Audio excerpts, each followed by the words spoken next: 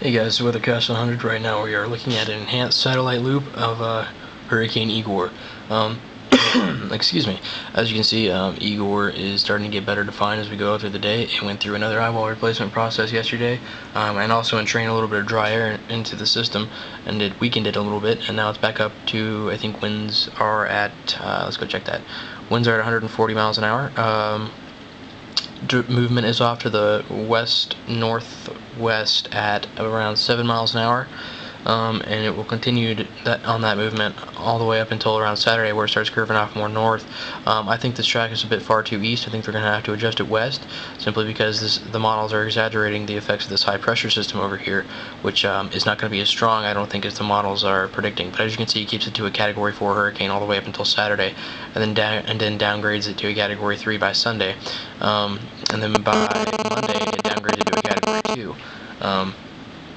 But I think it'll be Category 3 or 4 as it gets very close to the island of Bermuda, and this storm could be potentially devastating. Now that's a big word for, it's a very strong word for that, but it's a big storm, and if it's a Category 3, Category 4 hurricane going through there over that island, it's going to cause a lot of damage, and that's why I'm hoping right now it might go to 100 miles to the west of Bermuda and spare them the worst of it, but they're still probably going to get, at the very least, 100 mile an hour wind gusts out of this.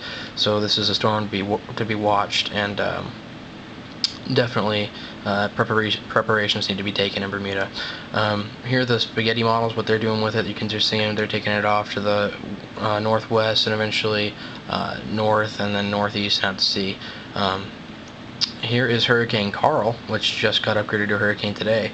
It's intensifying very rapidly, and it probably has a shot at becoming a major hurricane before it hits the northern Mexico coast. And I think some models are trying to slow it down in here and keep it off the coast. And if that happens, it's definitely probably going to become a major hurricane if it's off the coast by this time Saturday, if it's still off the coast. But I think it'll move inland by then, probably by tomorrow. It'll be making landfall as either a strong Category 2 or a weak Category 3 storm. So this one needs to be watched. Probably anywhere along, from this area to this area. I'm not familiar with any cities or anything in there. Probably should look that up, and so I can get some names. Maybe Tampico. I can't remember if maybe that's a name in there or not, but I don't know any cities in there. But anywhere in this general area needs to be watching this pretty closely. If there's anybody in Mexico watching my videos, just heads up on this storm, because it's going to be a nasty one as it moves inland, because it will be intensifying and deepening as it moves on shore, which means the winds will be coming, will be funneled down towards the surface, as opposed to when you have a weakening system, winds will be lifting off the surface. So when systems are strengthening and coming on land, you get a lot stronger winds, because those winds are still being pushed down to the surface as the storm is intensifying. What Spaghetti are also doing with this is they're basically just taking off directly to the west. I think these are a little bit too far south. These might have to be adjusted a little bit farther north as this high pressure ridge moves off to the east. But the farthest north it's going to get is probably right about here. 24 north would be the farthest north that it would get. I'm thinking right now around 22 north, maybe 23 north, somewhere in that area. Here's the forecast track and stats for it right now. Currently we have winds up to 75 miles an hour, which that will be probably upgraded at the next advisory to around, I'm thinking, 90 miles an hour. Pressure is at 983 millibars, and the current movement is west at 12 miles per hour. So as you can see, it takes it up to a Category 2 by Friday with winds of 110. And like I said, that's 1 mile an hour away from a Category 3, so this is probably going to either be a weak Category 3 or a strong Category 2 as it moves on shore. But if it does, some models are keeping it out offshore all the way up until Saturday, and if that happens, it will definitely be a strong Category 3 hurricane as it comes in, because these waters are very, very conducive for development, and upper level patterns are perfect. It's getting great ventilation off to the northeast of it by a trough that's been digging into the northeast, and basically it's perfect for development right now. So anyone along this coast of Mexico needs to be watching this pretty closely and taking proper preparations for this. Julia, Spaghetti Miles, once again, just taking it off to the northeast, and then eventually, basically curving it out and just killing it, basically. And you can see it's lost all its convection and transitioning to a cold core system right now. Projected path with this, right now it's at a Category 2 hurricane. I have no clue why this is at a Category 2 hurricane.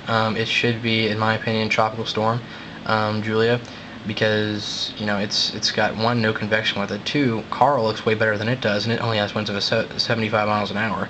So I think they're just messing around with the storm because there's no real verification that anyone can get on it. So they're just going to put stuff on that they want to. So I mean, but we're not going to have that with Karl, fortunately. No one's going to be messing around with that, and so. But anyways, here's the current stats as of the National Hurricane Center has it. Winds at 100 miles an hour, but I would have the winds maybe up to 60. For the truth, pressure 971 millibars. I would have the pressure around 985 millibars, maybe at the deepest it would be.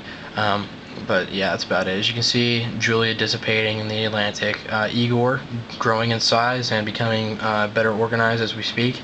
And over here, Karl. Karl strengthening rapidly. And as you can see, the shape of the Bay of Campeche will also be conducive to development because you'll have drag along this side of the storm, and that will slow it down on land. But once it gets out over here, that's very conducive for circulation. You can see how circular the storm is because of the shape of the landmass in that area, and that will also help its development to become to rapidly develop and intensify as it moves on shore.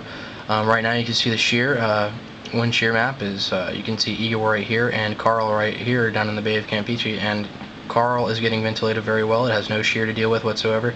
Same thing with Igor. Actually, Igor may run into a bit of shear as it moves northwest throughout the day, but nothing it can't really handle. And here are the sea surface temperatures right now. As you can see, very warm all throughout the entire Atlantic. So very conducive for development. So alright guys, well, this is Weathercast 100. See ya.